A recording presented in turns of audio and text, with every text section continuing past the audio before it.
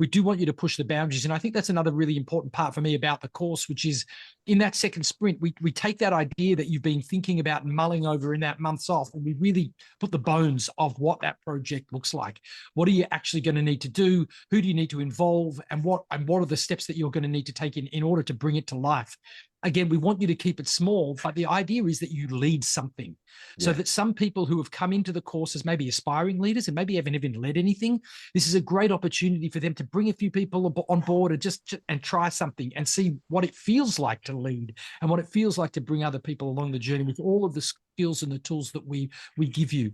But again, as I said, you don't want to lose your job over it, or you don't want to break the school over it or something like that. I think that's a good point. I'm going to borrow your phrase, Jez, which is I think the number one error I make, very closely related to it, is leaders at actually all levels, but middle leaders do this, senior leaders do it all the time, which is trying to boil the ocean. So they are trying to change the system. They're trying to move the whole school towards something.